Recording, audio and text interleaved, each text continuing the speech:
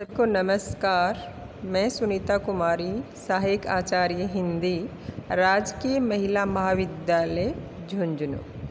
पिछले वीडियो में हमने आचार्य रामचंद्र शुक्ल का परिचय एवं उनकी निबंध कला की सामान्य विशेषताओं के बारे में पढ़ा था। हमने पढ़ा था कि उनके निबंधों में विचारों की संपन्नता और सुसंबद्धता विद्यमान थी। उनके निबंधों में मौलिक चिंतन था। विचार विश्लेषण एवं विषय विवेचन क्षमता उनके निबंधों की मुख्य विशेषता थी।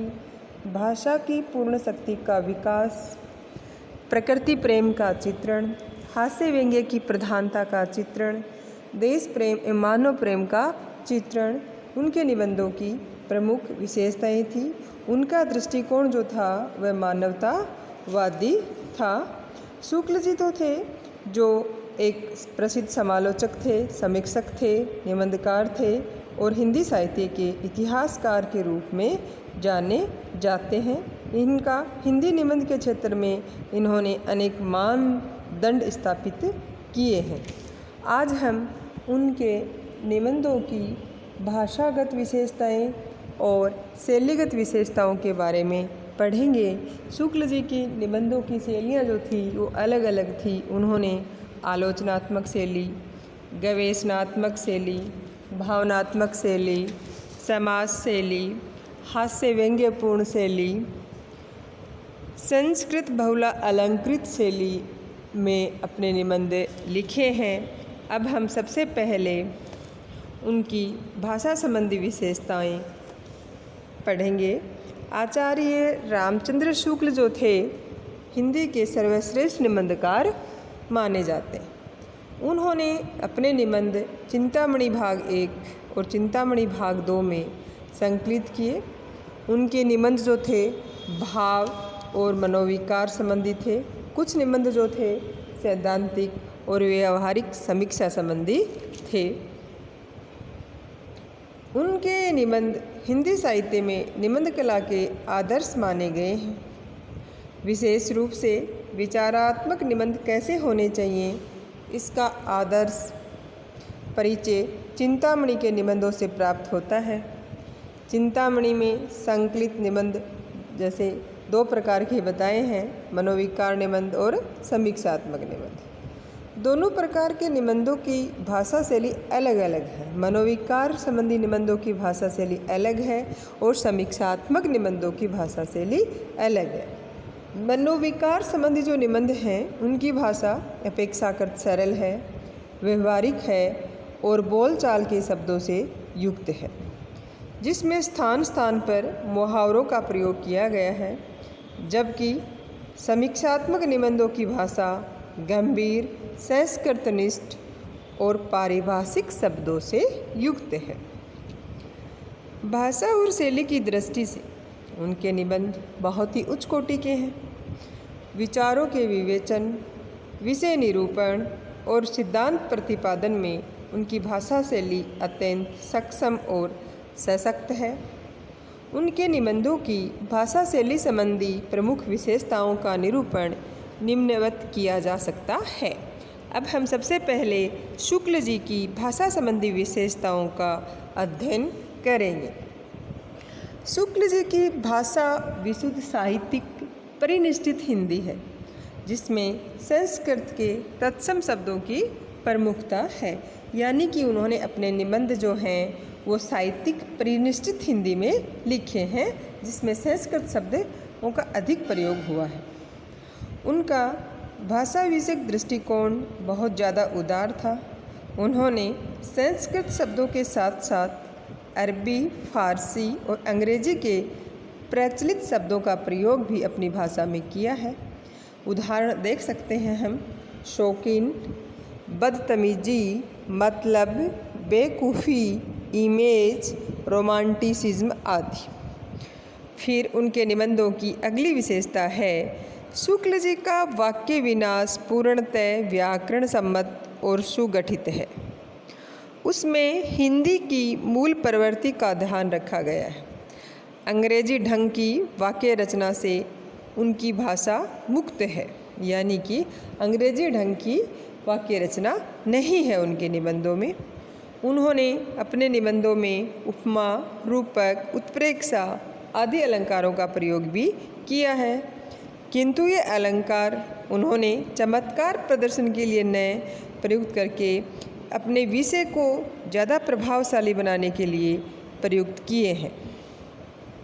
शुक्ल जी की भाषा परिष्कृत, प्रौढ़ एवं साहित्यिक है, जिसमें भाव प्रकाशन की अद्भुत क्षमता है।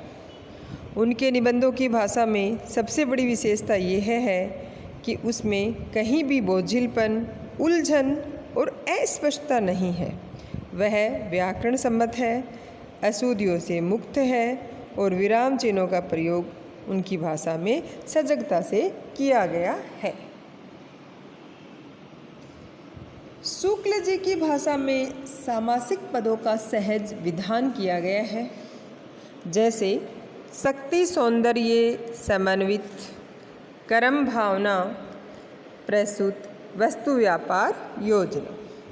शुक्ल जी की भाषा में 80% शब्द संस्कृत के तत्सम शब्द हैं, जिसमें बीच बीच में तद्भव या देशज शब्दों के नगीनों की भांति जड़ दिए गए हैं। जैसे हम उदाहरण देख सकते हैं, छेड़छाड़, गड़बड़ झाला, सेंत मेंत, धड़ाधड़, चटक मटक, खुल्लम खुल्ला आदि। शुक्ल जी ने अंग्रेजी के पारिभाषिक शब्दों के स्थान पर हिंदी के जो शब्द निर्मित किए, वे भी उनकी प्रतिभा के परिचायक हैं। जैसे रिएक्शन का प्रतिक्रिया, डायनेमिक का गत्यात्मक, रोमांटिसिज्म का स्वच्छंदतावाद।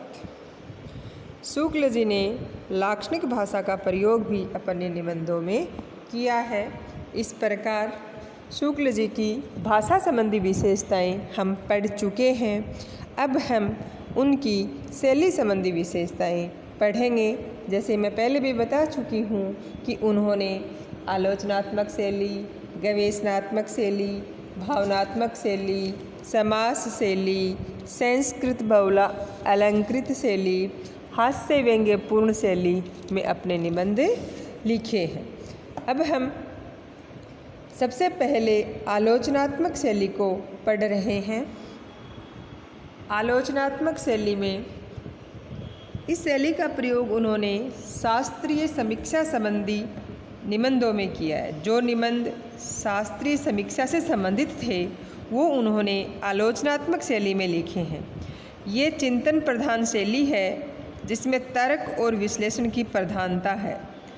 चिंतन का गांभीर्य और भाषा की सुव्यवस्था इस शैली में दिखाई पड़ती है। एक उदाहरण द्रष्टव्य है। जिस प्रकार आत्मा की मुक्तावस्था ज्ञान दशा कहलाती है, उसी प्रकार हृदय की मुक्तावस्था रस दशा कहलाती है। हृदय की इसी मुक्ति की साधना के लिए मनुष्य की वाणी जो शब्द विधान करती आई, उसे हम कविता कहते हैं। अब हम इनकी अगली जो शैली है गवेषणात्मक शैली, उसके बारे में पढ़ेंगे। सैद्धांतिक समीक्षा संबंधी निबंधों इस शैली में दर्शन होते हैं, यानी कि सैद्धांतिक समीक्षा संबंधी निबंध जो हैं वो गवेषणात्मक शैली में लिखे गए हैं। इसमें विषय प्रतिपादित की अद्भुत क्षमता है और सिद्धांत निरूपण अत्यंत स्पष्टता के साथ प्रयुक्त किया गया है। इसमें वाक्य लंबे लंबे हो गए हैं, किंतु कहीं भी अस्पष्टता नहीं आने पाई। यानी गवेषणात्मक शैली में लंबे लंबे वाक्यों में वाक्य रचना की है, लेकिन वो वाक्य हैं वो अस्पष्ट नहीं है। इसमें भाषा संस्कृत के तत्सम शब्दों से युक्त दिखाई पड़ती है। अब हम एक उदाहरण देख सकते हैं। जैसे व्यक्ति संबंधहीन सिद्धांत मार्ग निश्चयात्मिकता बुद्धि को चाहे व्यक्त हो, पर प्रवर्तक मन को अव्यक्त ही रहते हैं। वे मनोरंजनकारी तभी लगते हैं जब किसी व्यक्ति के जीवन कर्म के रूप में देखे जाते हैं। अब हम उनकी भावनात्मक शैली के बारे में पढ़ेंगे। शुक्ल जी के निबंधों में हृदय और बुद्धि का संतुलित समन्वय हुआ है। चिंतन की गंभीरता के साथ साथ उसमें भावात्मकता का समावेश भी हुआ है। जहाँ उनका हृदय प्रधान हो गया है वहाँ भावात्मक शैली के दर्शन होते हैं। इनमें वाक्य आलंकारिक और प्रश्न सूचक हैं। हृदय पक्ष प्रबल और शुक्ल जी का कवि व्यक्तित्व उभरा हुआ है। जैसे चित्रकूट जैसे रम्य स्थल में राम और भरत जैसे रूपवानों की रम्य छटा का क्या कहना। अब हम हास्य व्यंग्य शैली के बारे में पढ़ेंगे। उनके निबंधों में हास्य व्यंग्य शैली का पुट भी दिखाई पड़ता है। सामाजिक विसंगतियों को व्यक्त करने के लिए वे इस शैली का प्रयोग करते हैं कि समाज में कौन कौन सी विसंगतियां हैं, उन विसंगतियों को वो हास्य व्यंग्य शैली में लिखते हैं। किंतु यह उल्लेखनीय है कि उनका हास्य मर्यादित है और व्यंग्य अमोघ है। हास्य का प्रयोग वह ऐसे स्थलों पर करते हैं जहाँ विषय की वस्तुगत विशेषता गंभीर विचार सूत्रों द्वारा नहीं समझाई जा सकती। एक उदाहरण द्रष्टव्य है। क्या है? मोटे आदमियों, तुम जरा से दुबले हो जाते, अपने अंदेशे से ही सही, तो न जाने कितने ठठरियों पर मांस चढ़ जाता। तो या इन पंक्तियों में हास्य व्यंग्य का प्राधान्य है।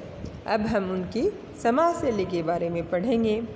समाज शैली में होता है कि कम शब्दों में और विचारों की सघनता को व्यक्त किया जाता है या कम शब्दों में अधिक बात कहने की क्षमता होती है। और इस समाज शैली को सूत्र शैली भी कहते हैं। जैसे कुछ उदाहरण दिए गए हैं। यदि प्रेम स्वप्न है तो श्रद्धा जागरण है। फिर है बैर क्रोध का आचार या मुरब्बा है। श्रद्धा और प्रेम के योग का नाम ही भक्ति है। अब हम उनकी जो अगली शैली है संस्कृत बहुला अलंकृत शैली, उसके बारे में पढ़ेंगे। शुक्ल जी के निबंधों में कहीं संस्कृत बहुल पदों वाली अलंकृत शैली का प्रयोग भी मिलता है, जो उनकी बुद्धिमत्ता की परिचायक है। यद्यपि इस शैली का प्रयोग उन्होंने अधिक नहीं किया। ये शैली इस बात का परिचायक है कि शुक्ल जी उच्च कोटि की आलंकारिक भाषा भी लिख सकते हैं। इसका एक उदाहरण है, जो केवल प्रफुल्ल प्रसून प्रसार के सौरभ संचार, मकरंद लोलुप मधुप गुंजार, कोकिल कुंजित निकुंज और शीतल सुखद स्पर्श समीर आदि की ही चर्चा करते रहते हैं। ये विषय या भोग लिप्सु है। अब हम संक्षेप में कह सकते हैं कि शुक्ल जी की शैली उनके व्यक्तित्व के अनुरूप ही है। उन्होंने विषय के अनुरूप भाषा शैली को परिवर्तित कर दिया। जैसा विषय था वैसी वो अपनी भाषा शैली को बना देते थे। उसमें लाक्षणिकता, उक्ति वैचित्र्य, आलंकारिकता और सूत्रात्मकता जैसे गुण विद्यमान हैं। अब हम पढ़ रहे हैं कि हिंदी निबंध साहित्य में शुक्ल जी का कौन सा स्थान है या शुक्ल जी का क्या महत्व है। हम जानते हैं कि आचार्य रामचंद्र शुक्ल एक प्रसिद्ध समालोचक, समीक्षक, निबंधकार और हिंदी साहित्य के इतिहासकार के रूप में जाने जाते हैं।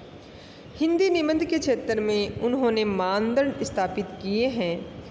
उनसे पूर्व हिंदी निबंध लिखे तो गए, पर उसमें वह प्रौढ़ता, गंभीरता और चिंतनशीलता नहीं थी जो शुक्ल जी के निबंधों में दिखाई पड़ती है। उनके जैसी प्रौढ़ भाषा शैली अन्यत्र नहीं मिलती। निबंध रचना और समीक्षा के क्षेत्र में वे निर्विवाद रूप से सर्वश्रेष्ठ साहित्यकार माने गए हैं। हिंदी साहित्य को उन्होंने जो योगदान दिया उससे अभूतपूर्व कहा जा सकता है। और ये बात हम पहले भी पढ़ चुके हैं कि जो चिंतामणि में उनके निबंध थे, संकलित थे, तो यहाँ हम थोड़ा सा उसके बारे में फिर पढ़ लेते हैं कि चिंतामणि आचार्य रामचंद्र शुक्ल द्वारा रचित निबंधों का एक संकलन है। प्रारंभ में इसके 2 भाग प्रकाशित हुए थे, चिंतामणि भाग फर्स्ट और चिंतामणि भाग सेकंड। बाद में इसका 3रा भाग भी प्रकाशित कराया गया। चिंतामणि भाग 1 में निबंध ही शुक्ल जी की निबंध कला का परिचय देने के लिए पर्याप्त हैं। और इस निबंध संग्रह में कुल 17 निबंध संकलित हैं, जिनको हम 2 भागों में बांट सकते हैं। पहला भाग है भाव या मनोविकार संबंधी निबंध। दूसरा भाग है सैद्धांतिक एवं व्यवहारिक समीक्षा संबंधी निबंध। पहला भाव व मनोविकार संबंधी निबंधों में 10 निबंध आते हैं। इसमें पहला है भाव या मनोविकार, दूसरा है उत्साह, तीसरा है श्रद्धा भक्ति, फिर करुणा, लज्जा और ग्लानि, लोभ और प्रीति, घृणा, ईर्ष्या, भय और क्रोध। फिर है सैद्धांतिक एवं व्यवहारिक समीक्षा संबंधी निबंधों को भी 2 भागों में बांटा है। एक सैद्धांतिक समीक्षा संबंधी निबंध है और दूसरा है व्यवहारिक समीक्षा संबंधी निबंध। सैद्धांतिक समीक्षा संबंधी निबंध हैं वो 4 हैं। पहला है कविता क्या है, दूसरा है काव्य में लोक मंगल की साधनावस्था, तीसरा है साधारणीकरण और व्यक्ति वैचित्र्यवाद, चौथा है रसात्मक बोध के विविध रूप। फिर दूसरा जो वर्ग है जिसमें निबंधों की संख्या 3 मानी है, भारतेंदु हरिश्चंद्र, तुलसी का भक्ति मार्ग और मानस की धर्मभूमि। इस प्रकार हम आज आचार्य रामचंद्र शुक्ल की भाषा संबंधी विशेषताएं और शैलीगत विशेषताएं हम पढ़ चुके हैं।